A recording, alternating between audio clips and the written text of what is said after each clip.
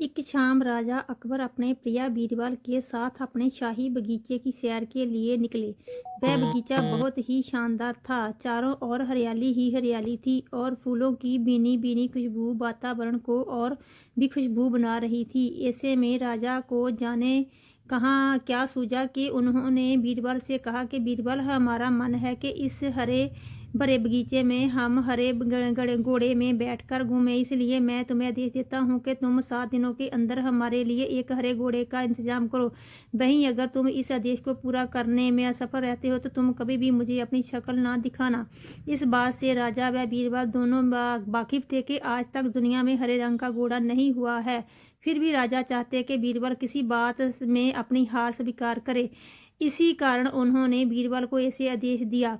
मगर बीरबल भी बहुत चालाक थे। वो भली भांति जानते थे कि राजा उसमें उनसे क्या चाहते हैं। इसलिए वो भी घोड़ा ढूंढने का बहाना बनाकर 7 दिनों तक इधर उधर घूमते रहे।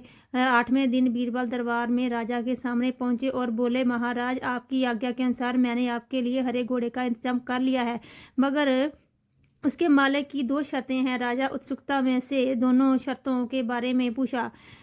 तब बीरबल ने जवाब दिया कि पहली शर्त यह है कि उस हरे घोड़े को लाने के लिए आपको स्वयं जाना होगा। राजा इस शर्त के लिए तैयार हो गए। फिर उन्होंने दूसरी शर्त के बारे में पूछा। तब बीरबल कहा, घोड़े के मालिक की दूसरी शर्त है कि आपको घोड़ा लेने जाने के लिए सप्ताह के 7 दिन के अलावा कोई और दिन चुनना होगा। यह सुन राजा हैरानी से बीरबल की ओर देखने लगे। तब बीरबल ने बड़ी सहजता से जवाब दिया, महाराज, घोड़े का मालिक कहता है कि हरे रंग के खास घोड़े को लाने के लिए उसकी जय खास शर्तें तो माननी ही होंगी। राजा अकबर बीरबल की जय चतुराई भरी बात सुनकर खुश हो गए और मान गए कि बीरबल से उसकी हार